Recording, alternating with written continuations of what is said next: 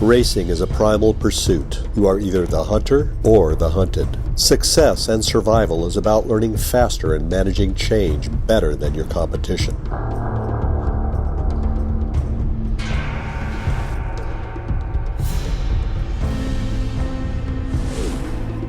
As 1975 began, I was focused on bringing change as part of a new team behind the Second Chance for Formula Magazine. Competition for readers and ad dollars was fierce coming out of the energy crisis of 1974, so we had to learn fast. Now 20, I was also focused on earning enough to run my newly acquired Eldon Formula Ford. That was my second chance at racing. I was also hard on equipment, and now driving my fourth road car in barely 15 months. My dreams were becoming reality. I was now commuting to a real job in Santa Ana, California, home of Dan Gurney's All-American Racers. But 1 week after I started, death rained down from the skies above my hometown of Whittier, California, as 14 lives were lost in a mid-air collision. On that horrible night, I realized all I really have is the eternal now. One of my inspirations was former Eldon Formula Ford racer Tony Bryce, who was ready to enter Formula One. I was also excited and proud that American racers Mario Andretti and Mark Donohue were now both full-time in Formula One, and my Formula Ford hero, two-time world champion Emerson Fittipaldi, was the man to beat. Formula's owner, John Benton, was now focused on making it successful. He was also running his Lola T330 in a full season of SCCA Formula 5000 from the same building where we would work. My name was on the masthead as managing editor and art director, and I was energized by two more top American teams in Formula One. Roger Penske and Parnelli Jones were in it to win it. So was I. This was my first issue without my pal Mike Van Adder as art director. With an increase from 24 to 32 pages, Formula Magazine could now have large images that showed racing's beauty. But my interest was really in new Formula Fords like the Crosley 30F that I saw at the local dealer where I met rising star B.J. Swanson.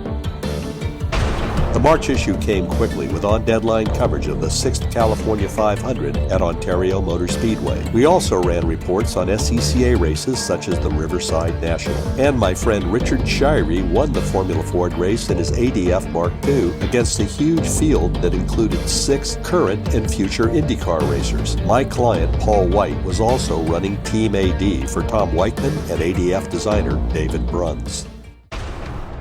I was truly inside the sport and now learning and growing every day. But 6,000 miles from Santa Ana, California, as team members hustled to bolt guardrails together that the organizers failed to do, Formula One's racers threatened to strike, but only Emerson Fittipaldi chose not to race. But the 1975 Spanish Grand Prix started regardless, amid a sense of dread and impending doom. After 24 laps, the rear wing broke on race leader Rolf Stomlin's Embassy Hill Lola Ford. And his brutal impact and breach of the unsafe barriers echoed around the world. 4 spectators were killed. The race was stopped 4 laps later. Stomlin survived, but with multiple broken bones. Fittipaldi's McLaren teammate Jochen Moss was declared the winner, while Leila Lombardi finished 6th, the first and still only woman to score a Formula One World Championship point. Tony Bryce finished 7th in his F1 debut driving for Frank Williams, but he would soon benefit from Stomlin's misfortune by replacing him on Graham Hill's team. 3 days later, far greater chaos and tragedy unfolded on the other side of the planet. Those fleeing were now coming to my world, just as something else was coming to my world thanks to my hero, Dan Gurney. Formula previewed a game-changing street race coming in September to Long Beach, California that was the vision of Dan's collaborator, an expat Brit named Chris Pook. The circuit would wind around downtown Long Beach near the arena where I'd watched Dan's friend and teammate Jim Clark win the 1965 Indy 500 live on closed-circuit TV with my father. Now, a decade later, Dan would make his 14th attempt to win the Indy 500, but this time as a team owner.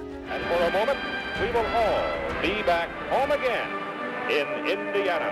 And home again in Indiana, and it seems and see. God created.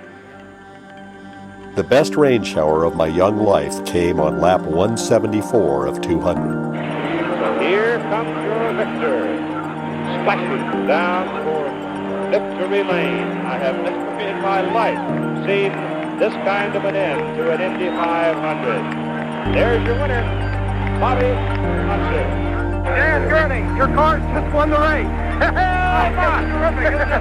Bobby Unser, you've just been trying to talk to him on the mic. He's out there somewhere. No, he's okay. He said, is that it? And I said, you bet it is. That's fantastic. This is your first win as a team and Bobby's second win. Oh, we're certainly proud. This is a great moment for Dan Gurney. I'm very happy for Dan because he's so loved around the world. As I said earlier, he's been a great ambassador, and to win the Indy 500 must be really a dream come true for him. A great race, but what conditions? But the month of May had been less kind to my hero Mark Donohue as he struggled at Monaco with the uncompetitive Penske PC1. Producing the June issue exposed me to the horrors of the Spanish Grand Prix. I was immature and looking for an escape, so soon my time, money, and focus were spent on foolish distractions. I really could get into this. And at every Malibu, you can get behind the wheel of a Formula race car and race against the clock. Malibu Grand Prix, day or night, for the thrill of it, Yeah! the games in it, the fun of it. Malibu. With the July issue, I was once again making mistakes. At least I was consistent. Thankfully, something above our world reminded me that dreams require commitment to become reality. Houston, I got two messages for you. Moscow is go for docking. Houston is go for docking. It's up to you guys. Have fun. All righty, sounds good. Palavina Mila Alexis. 140 miles above the Atlantic near Portugal. During their two-day joint flight, astronauts and cosmonauts transferred between spacecraft. The mission climaxed more than 3 years of planning and preparation, a time during which differences in language, in technology, in political creed were set aside. Ron Pfanner's spirit was guiding me back to my destiny in the insanely dangerous sport that had me under its spell, as the chaos continued at the British Grand Prix. He is coming into the pits. Emerson Fittipaldi, the leader, is coming into the pits. He's on the pit lane, and look, we've had an accident, a multi-car accident, and James Hunt has spun and crashed into the other cars. He's crashed into the car number 19, who of course is Morgan. There's a few. Jody's in there. Jody's crashed as well. He's come out of it. And there's another car, Wilson Fittipaldi. This is aquaplaning. Emerson Fittipaldi is leaving the pits. There's the car number 28, the First National City Bank car of Mark Donohue. He's okay, he's getting out of the car. And it looks as though they are stopping the race. And Emerson Fittipaldi will undoubtedly, in that situation, be declared winner. Meanwhile, my friend Richard Shirey was winning everything in his ADF Mark II Formula Ford, which made me want to race even more. With August came my 21st birthday and a promise to myself to start racing before the end of 1975. On the one-year anniversary of President Nixon's resignation, Mark Donohue and Roger Penske were on a mission. The world closed course record belongs here in Alabama. One lap round the oval faster than anyone's ever dared before. For America's quiet, courageous Mark Donohue, it would be one of the most serious challenges in his famous career. In 1974, A.J. Foyt bombarded the high banks, blitzkrieging the record by 16 miles per hour. Foyt averaging over 217 miles per hour for one lap in his own car. Again, a $175,000 car throbs to life, and an Earth astronaut seeks out his own horizons.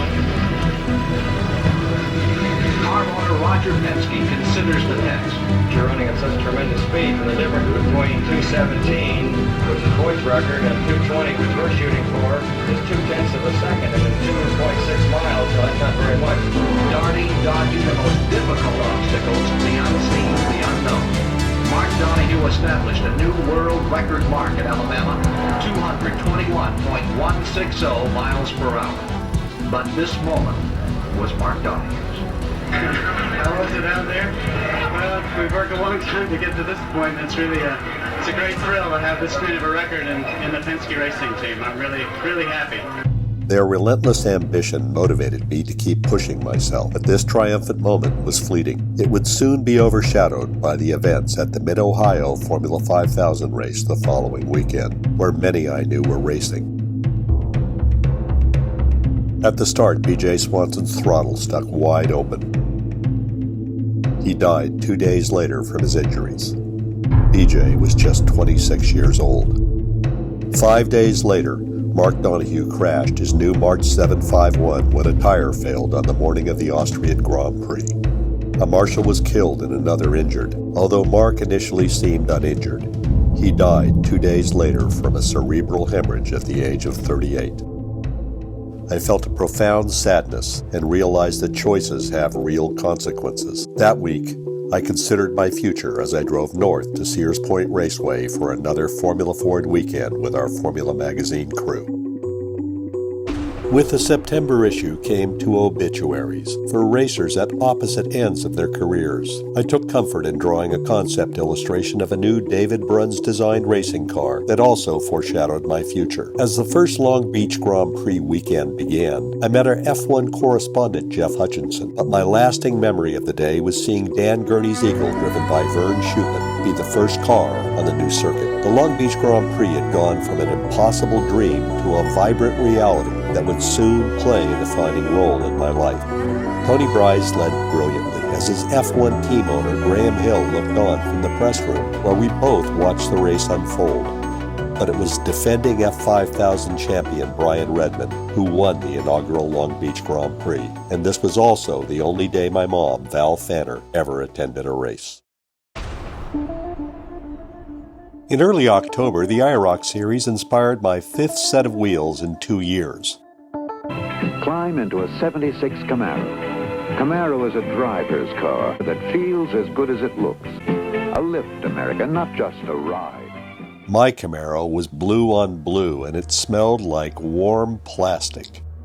Working on Formula was improving my design and illustration skills quickly, but I wanted more. Skip Barber's dream of launching a racing school had become reality in less than a year, which motivated me to think bigger. The weekend before Halloween, I went to a concert at Dodger Stadium, but my mind was on racing, not music. 5 days later, Team AD's Tom Weichman won the SCCA Formula Ford Championship, so I stopped dreaming and started doing. I registered for an SCCA driver's school at an abandoned World War II airbase 20 miles north of the Mexican border. It was time to finally begin my racing adventure, until I spun in my own oil when the valve cover came loose due to my abysmal mechanical ability. Then came the shocking news that Graham Hill, Tony Bryce, and 3 teammates had perished in a plane crash. I was again confronted with the uncertainty of life and the certainty of death. Formula Magazine had been my priority, and it was working. But in 1976, I wanted to find out if I was a racer before it was too late.